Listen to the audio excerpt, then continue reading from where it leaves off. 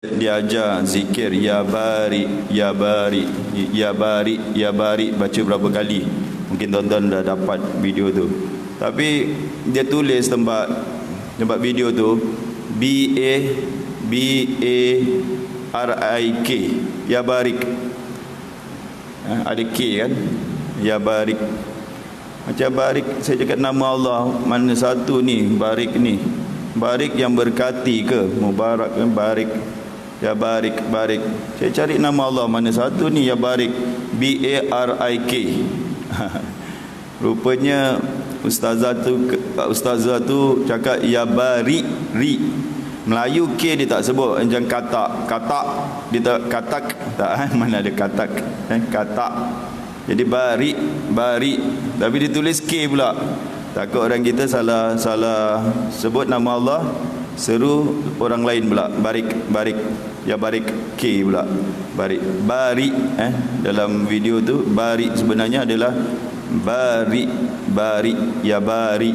Kalau kita nak sebutlah barikum itu pencipta kamu, Allah Tuhan yang mencipta kamu, yang menjadikan kamu, ila barikum fatubu.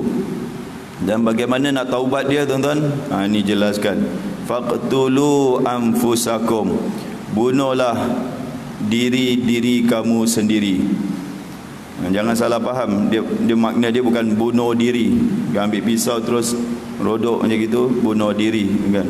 Dia maksud macam-macam versi lah kalau kita baca kitab tafsir ayat ni. Faqtulu anfusakum, bunuhlah diri kamu sendiri. Dalam bahasa Arab ni anfusakum ni biasanya Allah gunakan untuk macam kita lah. Apa ayat dia? Ada satu ayat tentang wala yaqtab ba'dukum bukan kan? Ada satu la yaskhar qaumin min qaumin asa wala talmizu anfusakum. Allah kata wala talmizu anfusakum, janganlah kamu mencari kesalahan diri kamu sendiri. Bukan maksudnya diri kita cari kesalahan, jangan cari kesalahan saudara kita, orang lain lah.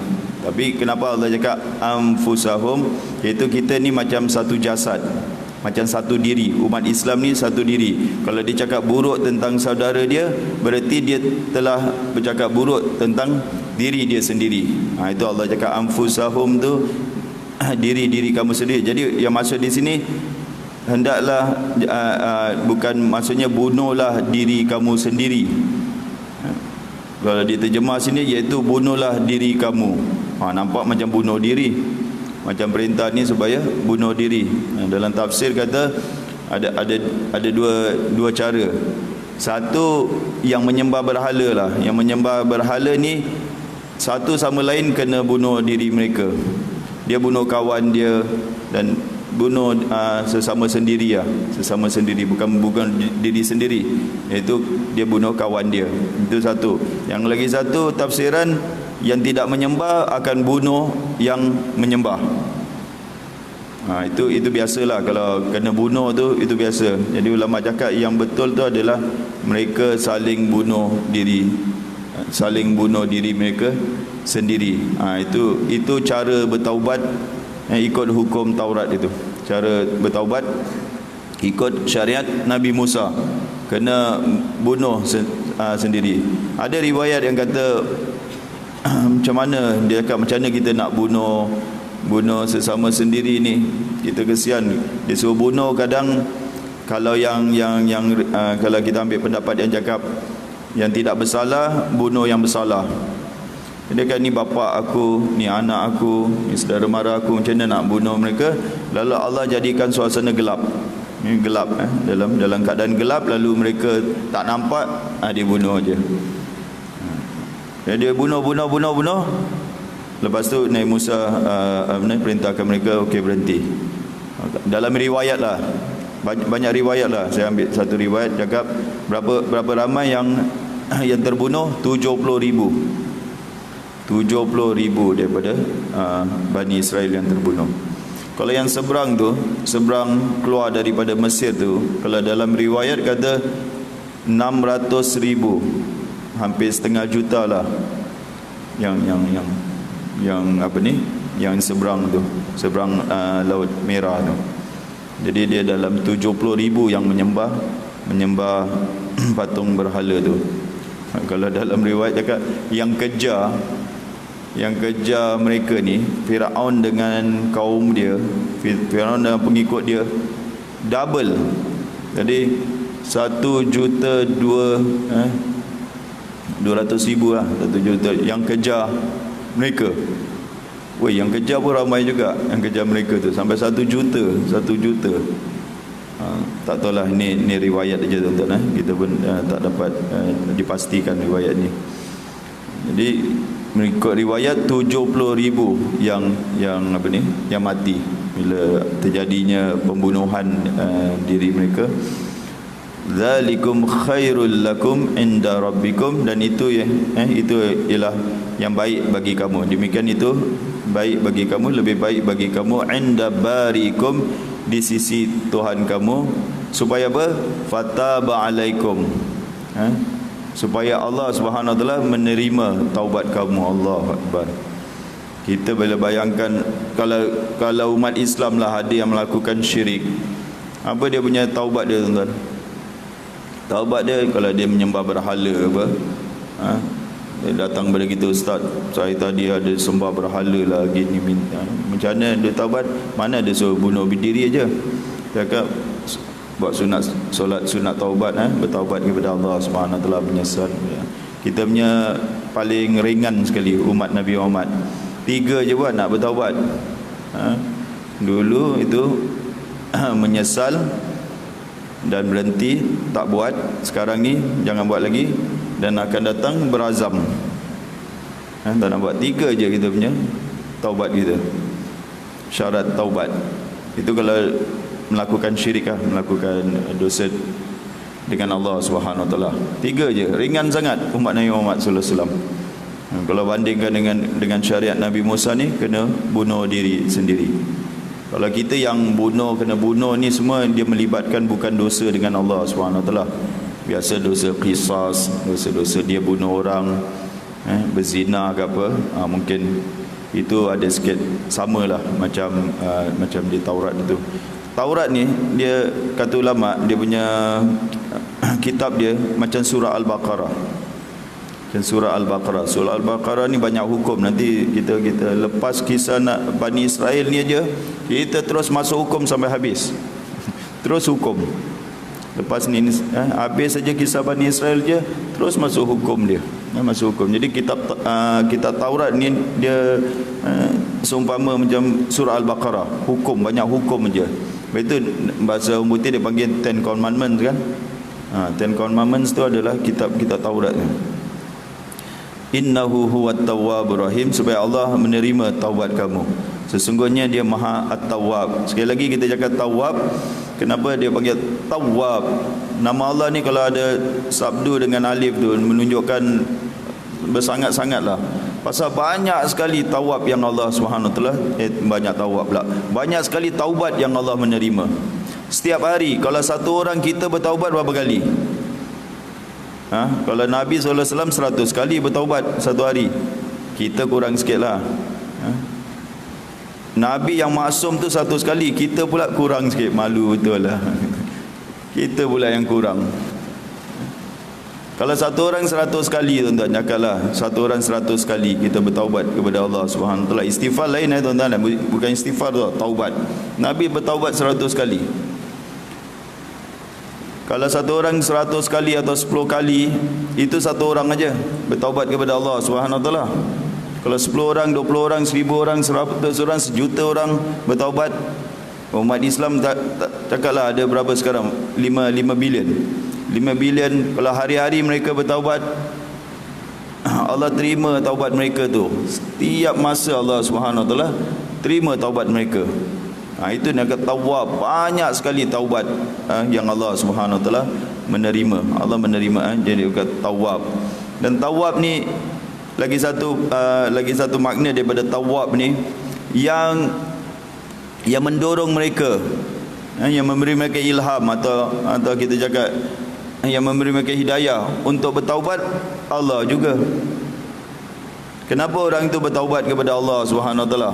Allah juga yang mendorong dia. Allah memberi dia kita kata apa, suntikan ke apa, jentikan ke apa, bukakan hati dia untuk dia bertaubat. Lalu Allah terima taubat dia.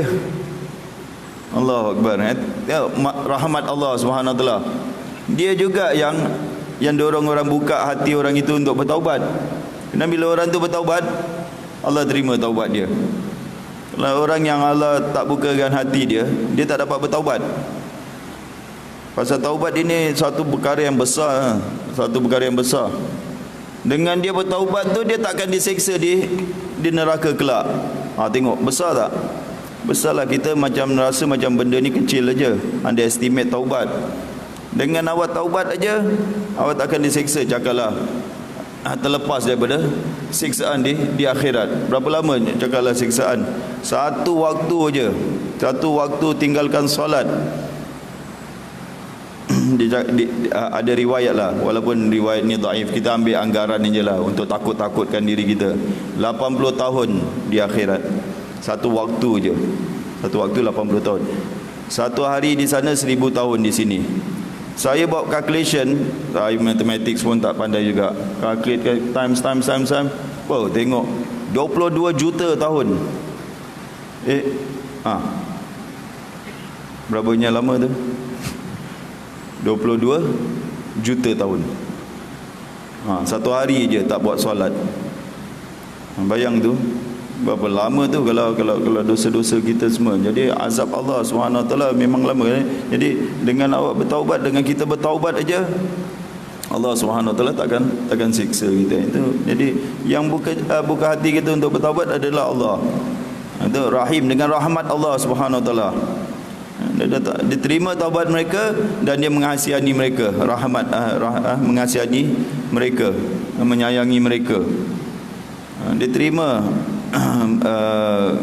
permohonan taubat mereka dan dia sayang pula. Ini jaranglah. Kita kalau orang buat salah dengan kita terimalah, okeylah, minta maaflah. Lepas tu sayang dia tak? Mana nak sayang kan?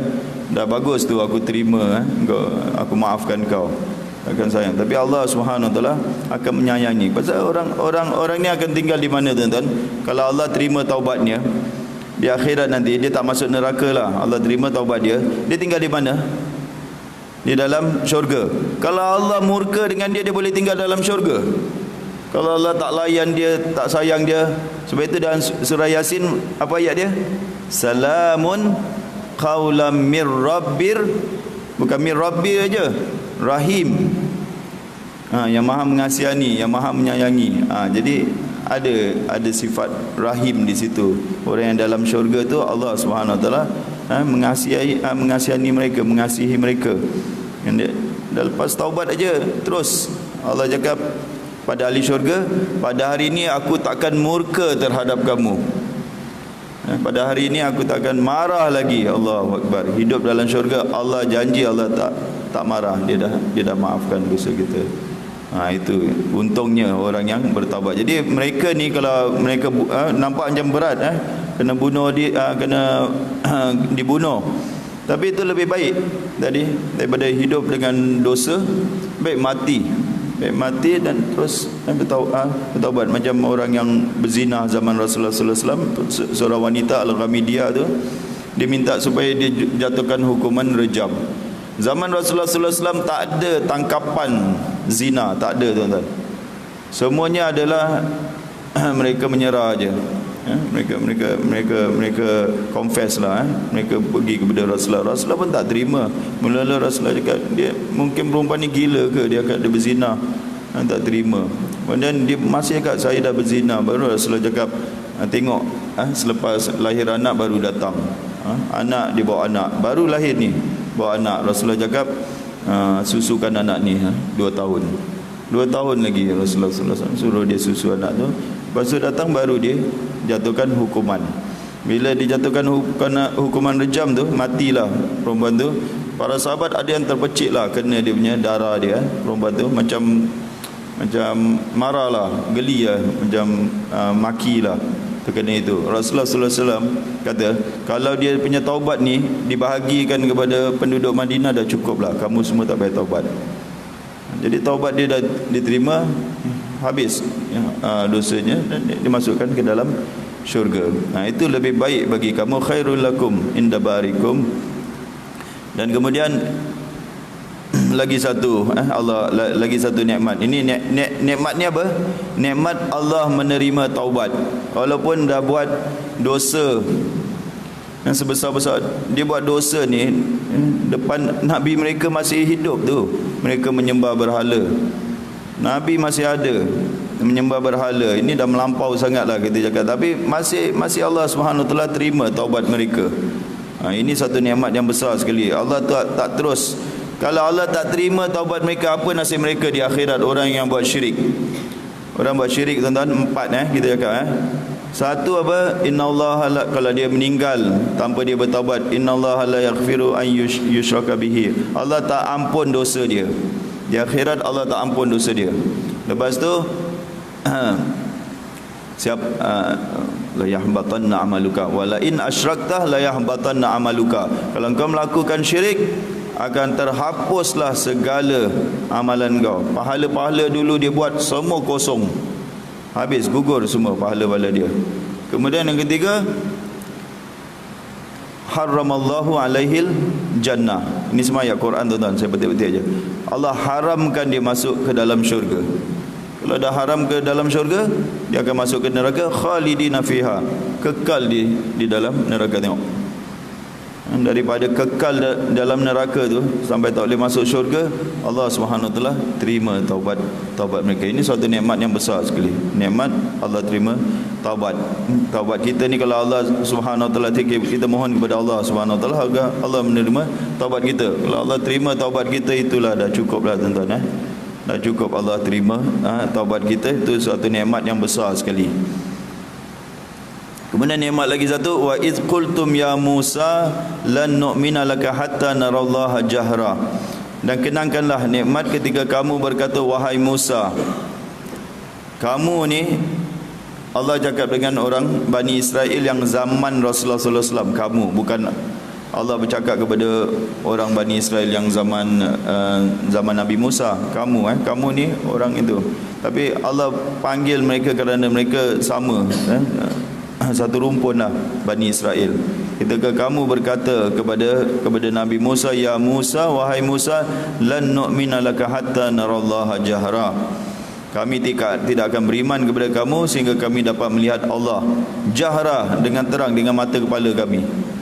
Bila ni terjadi tuan-tuan? Ini ada beberapa versi lagi cerita ni. Dia punya kronologi ni tak ikut kronologi sebagaimana minggu lepas saya katakan, cerita dua muka surat ni kita tak tahu mana yang terjadi dahulu. Jadi ada pendapat yang katakan bila Bani Israel ni dia dapati Nabi Musa AS balik dan mendapati Bani Israel ni telah menyembah anak patung, lalu Allah Subhanahu Wa Taala bawa 70 orang yang terbaik di antara mereka untuk mohon kepada Allah Subhanahu Wa Taala untuk bertaubatlah. 70 orang ni nak jumpa Allah Subhanahu Wa Taala, nak mohon kepada Allah Subhanahu Wa Taala pengampunan Allah. Jadi Nabi Musa bawa 70 orang. Ini salah satu riwayat saya katakan. Jadi untuk mereka mendengar, jadi Nabi Musa cakap, aku akan munajat kepada Allah Subhanahu Wa Taala. Menurut riwayat mereka dengarlah Nabi Musa cakap dengan Allah. Allah bercakap dengan Nabi Musa. Lalu bila mereka dengar saja, mereka pun berkata, Musa, kita takkan beriman dengan kau kalau kita tak tengok, kalau kita tak lihat Allah Subhanahu Wa Taala. Allahu Akbar. Terus Allah jaga, fa akhadhathumus sa'iqatu wa antum tanzurun, maka kamu disambar petir sedang kamu semua melihatnya. Itu satu versi lah. Satu versi cerita dia adalah Nabi Musa balik dengan kitab Taurat. Kitab Taurat beritahu kepada mereka, ini semua firman Allah, ini kata-kata Allah. Mereka cakap apa? Kami takkan beriman, kami takkan percaya kepada kamu yang Musa selagi kami tidak melihat Allah Subhanahu Wa Taala. Allahu Akbar. Terus mereka disambar dengan peti. Hukuman dia terus disambar dengan peti. Wa antum tanzurun. Tanzurun ni kamu melihat apa? Kamu melihat kawan kamu mati kena sambar dengan peti. Kamu nampak satu-satu mati kena sambar dengan peti. Yang 70 orang tu, Nabi Musa terus dalam surah Al-A'raf dia cakap, ya Allah, macam mana dia nak balik cakap dengan kaum dia. Ini 70 daripada kita cakap 600,000 tu, the best punya tau. Yang terbaik sekali 70. 70 pun PL macam gini. Ini yang terbaik punya. Macam mana saya nak balik kepada kaum saya nak cakap mereka ni semua dah mati. Jadi Allah SWT hidupkan mereka. Itu 70 orang lah. Tapi semua ulama cakap ni dalam 70 orang yang kena sambar dengan peti, dan mereka melihat satu-satu mati kawan mereka. Dan setelah Nabi Musa doa kepada Allah SWT untuk Allah SWT hidupkan, summa ba'aznakum min ba'di mautikum, kemudian kami hidupkan kamu. Ba'azna, kami bangkitkan kamu sesudah kamu mati. Ada yang angkat pingsan, tapi kalau dalam ayat Quran cakap mautikum, mati. Kerana dalam surah Al-Baqarah ni ada 5 kisah orang mati hidup kembali. Kita suka kan cerita macam gini kan, orang mati hidup, mati hidup kembali kan. Ini dalam apa? Ini first. Ini yang pertama. Nanti ada lagi 4 lagi. Orang mati hidup kembali. Ini satu, lepas tu nanti yang apa ni? Yang kena rompak, seorang pakcik yang kena rompak pun hidup hidup kembali. Adalah tuan-tuan, nanti kita akan datang sampai akhir, sampai kepada zaman Nabi Ibrahim. La'allakum tashkurun. Allah SWT terima permohonan Nabi Musa, Allah hidupkan mereka kembali. Supaya apa? La'allakum tashkurun, supaya kamu bersyukur atas nikmat ni. Biadab sangat. Kata Ibn Abbas, sahabat Nabi tak adalah nak bertanya dengan Nabi, ya Nabi, ya Rasulullah, kami nak tengok Tuhan kami. Tapi pengikut Nabi Musa ni biadab betul kan? Kami tak, dia boleh letak syarat ni. Kalau dia tanya, ya Musa, kami nak lihat Allah aja. Okey jugalah dia punya pertanyaan tu. Musa, kita dengar dengar suara Allah, kita nak lihat Allah betul-betul. Okey juga pertanyaan itu. Ini terus letak syarat sekali. Ayat dia tengok tuan-tuan. Lan nu'mina. Lan itu sampai hari kiamat pun kami takkan beriman dengan kau.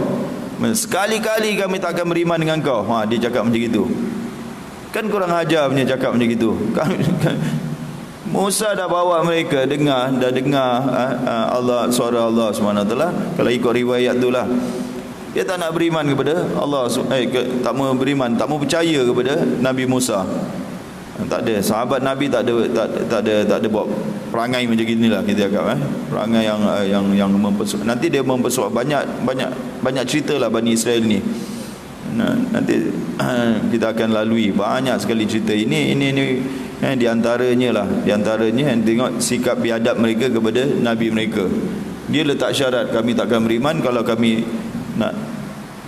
Dan mustahil untuk melihat Allah Subhanahu Wa Taala.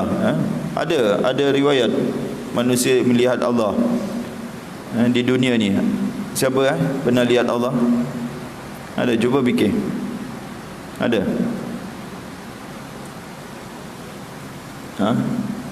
Ada orang lihat Allah di dunia ni? Tak ada kan? Tak ada pun. Nabi Musa pun minta juga. Apa beza Nabi Musa? Nabi Musa bukan cakap aku takkan beriman kepada engkau ya Allah kalau aku tak tinggal engkau. Nabi Musa cakap aku nak lihat engkau ya Allah. Aku nak lihat engkau ya Allah. Dia kerana rindu, kerana suka dia dengan Allah SWT, dia nak lihat Allah. Dan kita tahu cerita dia meletup gunung.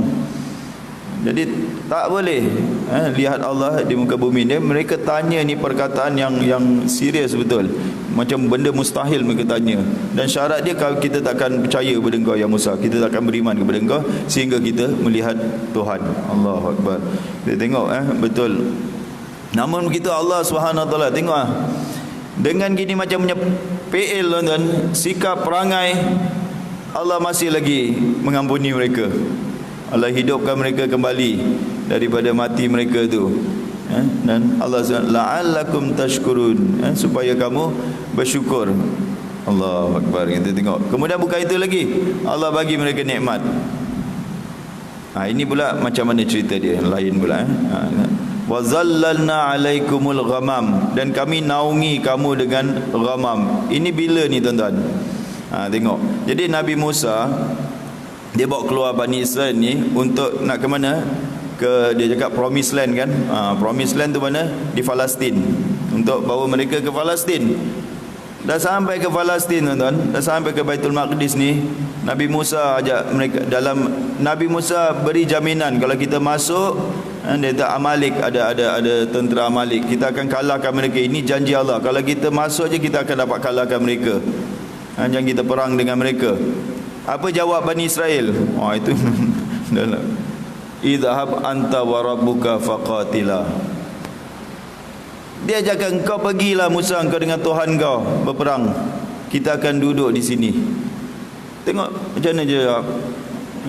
Itu yang seorang sahabat Miqdad, saya ingat Miqdad, nama dia Miqdad. Bila Rasulullah sallallahu alaihi wasallam nak perang dengan Quraisy di perang Badar, Rasulullah tanya kepada mereka, kita ada sirah dah masuk ke perang Badar? Dah. Hadis yang paling popular sekali, sampai Ibnu Mas'ud jealous dengan dia. Jadi Rasulullah nak tanya pandangan orang Muhajirin, semua dah cakap lah. Sekali Rasulullah tanya, macam mana pandangan tuan-tuan? Macam mana pandangan tuan-tuan? Kita nak pergi perang ke? Kita nak pergi perang ke? Rasulullah banyak kali. Orang Ansar, satu orang Miqdad ni bangun, seolah-olah Rasul tujukan pertanyaan ni kepada kita ke apa? Tadi kan semua dah setuju. Semuanya setuju, tapi orang Ansar belum berdiri. Orang Ansar belum berdiri. Orang sahabat Miqdad ni bangun, dia kata seolah-olah Rasulullah sallallahu alaihi wasallam tujukan pertanyaan ini kepada kita. Kami tidak akan berkata kepada Rasulullah sallallahu alaihi wasallam, izhab anta wa rabbuka faqatila. Pergilah kamu dengan Tuhan kamu berperang. Sebagaimana Bani Israel cakap. Tapi kami berkata, pergilah kamu berperang dengan Tuhan kamu, kami akan ikut sama-sama. Allah Akbar. Senyum Rasulullah sallallahu alaihi wasallam bila dengar. Berseri Rasulullah sallallahu alaihi wasallam. Tengok sahabat ni, dia boleh quote ayat Quran pada waktu itu. Itulah Ibnu Mas'ud. Kalau aku dibayar apa, aku nak orang jadi orang yang ucapkan perkataan itu. Allahu Akbar. Itu bezanya para sahabat pengikut Muhammad sallallahu alaihi wasallam dengan pengikut Musa alaihi salam. Musa dengan segala macam nikmat pun sebab itu para sahabat cakap kuntum khaira ummatin, kamu adalah umat yang terbaik sekali. Para sahabat ni adalah yang terbaik sekali, the best lah kita cakap. Ayat tu kuntum ummatin ukhrijat lin-nasi, kamu adalah umat terbaik, bukan jangan berangan kita lah tuan-tuan. Itu adalah para sahabat Rasulullah sallallahu alaihi wasallam, mereka adalah umat yang terbaik sekali. Jadi bila mereka tak nak masuk, dia suruh Musa dengan Harun aja perang aja. Dia tak masuk. Mana boleh Musa nak perang dengan berapa ramai tentera di dalamnya. Jadi Allah Subhanahu Wa Taala haramkan mereka dari memasuki Palestin. Dan mereka berkeliaran di antara Mesir dengan Syam. Dengan Syam di dalam satu kawasan itu padang pasir dinama Tih. Yatihuna fiha Tih dinama Tih mereka tu. Jadi Tih ni tak ada pokok, tak ada apa, panas terik. Dan mereka tak ada kemah-kemah, tak ada rumah, tak ada apa-apa, panas sekali. Allah Subhanahu Wa Taala dengan sifat rahmat dia, Allah kata wazallalna alaikumul ghamam, kami naungi kamu dengan ini. Lepas kata-kata mereka yang macam gitu kepada nabi mereka tu, Allah masih lagi limpahkan apa ni kita cakap nikmat dia ke atas mereka. Lepas kata-kata mereka ni, jadi dia 40 tahun tuan-tuan, 40 tahun mereka berkeliaran di padang pasir itu, di tempat Tih itu. Allah Subhanahu Wa Taala dengan rahmat Allah dengan kasihan belas kasihan Allah Subhanahu Wa Taala, Allah naungi mereka dengan awan putih. Ada cakap awan putih, ada cakap awan sejuk daripada terik panas matahari. Panas matahari ni di apa ni, di Timur Tengah ni boleh tahan juga tuan-tuan. Kita di Mekah je rasa macam dia punya panas tu. Allahu Akbar. Betulnya panas kalau kena betul-betul musim panas. Jadi Allah 40 tahun ni tinggal bukan setahun 2 tahun, 40 tahun lagi. Jadi Allah Subhanahu Wa Taala tedurkan mereka dengan naungan awan. Dan kemudian tak ada makan. Mana nak cari makan? Tak ada makan, tak ada minum. Wa anzalna alaikumul manna wassalwa, dan kami turunkan kepada kamu manna. Manna ni banyak tafsiran lah. Yang dia macam sebentuk minuman, ada yang cakap macam madu, ada yang cakap yang Arabic gum tu manna tu pasal dia getah, macam getah. Macam-macam lah tafsiran manna ni tapi dia macam manis lah, manisan yang keluar di waktu subuh tu akan keluar. Manisan tu mereka tak perlu buat apa-apa, ambil aja, dan kalau campur dengan air dia jadi macam kita madu campur air lah. Dan dia boleh minum macam gitu juga. Saya tak pernah minum tuan-tuan. Ni saya baca tafsir aja dia kata gitu. Kemudian salwa adalah burung puyuh burung puyuh. Dan ini pun burung ni akan datang kepada mereka.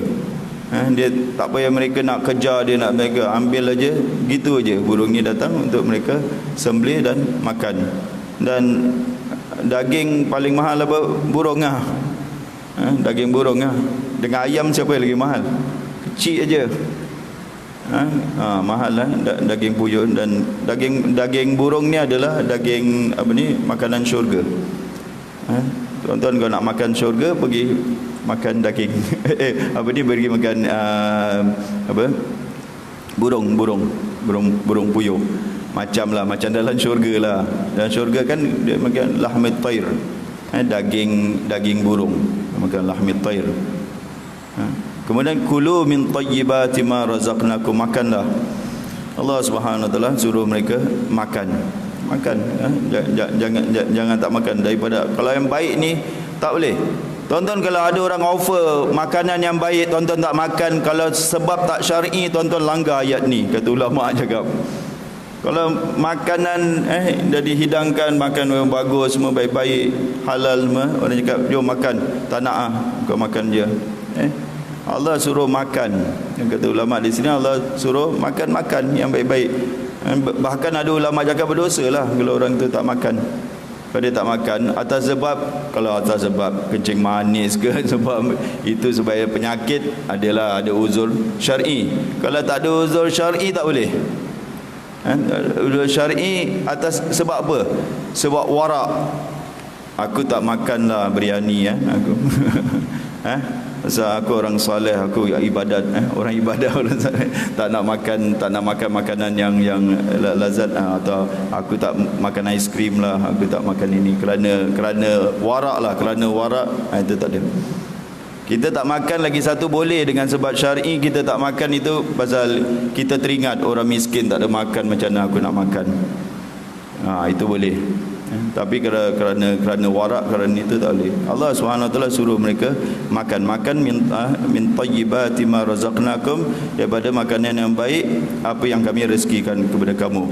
Wa ma zalamuna, dan mereka tidak menganiaya kami. Tapi sikap, nanti kita tengok ayat ni akan ulang lagi. Bani Israel kufur nikmat lah. Nikmat dah dapat manna wassalwa, dah dapat segala-galanya, mereka boleh kufur pula dengan dengan nikmat Allah Subhanahu wa taala. Jadi Allah kata mereka tidak menganiaya kami, mereka tidak menzalimi kami, walakin kanu anfusahum yadhlimun. Akan tetapi sebenarnya mereka menzalimi diri mereka sendiri dengan maksiat mereka gitu. Ini pengajaran bagi kita tuan-tuan. Kisah Bani Israel ni, segala nikmat yang Allah Subhanahu wa taala berikan kepada mereka, apa yang mereka buat, apakah respon mereka, apakah balas mereka?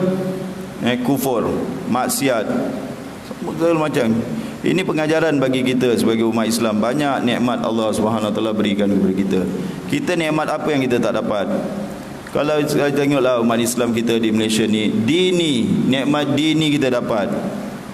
Kita boleh beramal, kita boleh mengamalkan agama kita dengan mudah, ada masjid. Nikmat agama tu, agama kita adalah agama resmi. Ini semua nikmat dini aja dah cukup. Banyak sangat. Itu pun orang tak nak amalkan Islam. Dini dengan dunia. Nikmat dunia pun sama juga. Kita dapat banyak nikmat sekali daripada nikmat dunia. Itu pun masih tak bersyukur. Pasal apa? Tak tahulah. Kita sifat ada sifat tak bersyukur. Kita nak tak tahu kita nak apa sebenarnya dalam hidup ni. Kokot kita terpengaruh atau kita Tashabbuh, menyerupai Bani Israel. Sebab itu Nabi sallallahu alaihi wasallam sekali lagi pesan kepada kita, kamu akan ikut mereka. Kamu akan ikut mereka, gaya hidup mereka, cara mereka beragama, segala-galanya kamu akan ikut mereka, sehingga mereka masuk lubang biawak pun kamu akan masuk lubang biawak. Sahabat tanya, Yahudi dengan Nasrani ke ya Rasulullah? Rasulullah waman. Rasulullah tanya, jawab, siapa lagi? Siapa lagi? Kamu akan ikut perangai mereka ni, tabiat mereka. Dan nampak mana ada ciri-ciri umat Islam ni, sebahagian umat Islam ni ikut dan tidak mensyukuri nikmat Allah Subhanahu Wa Taala. Segala macam Allah Subhanahu Wa Taala bagi nikmat. Apa yang dia nak semua Allah bagi. Dunia dah bagi pekerjaan, dia bagi pekerjaan yang bagus, gaji yang bagus, kenderaan, rumah semua dah bagi. Semua Allah nak cakap taat kepada Allah aja, bukan Allah nak dia punya harta semua tu. Taat kepada Allah, Allah nak 2.5% aja harta yang dia tak gunakan. Kemudian aqimus solat wa atuz zakah, dirikan solat. Solat pun tidak. Solat pun tidak. Ini ke orang yang bersyukur atas nikmat Allah yang telah Allah Subhanahu Wa Taala berikan kepada dia. Kita sedihlah tuan-tuan.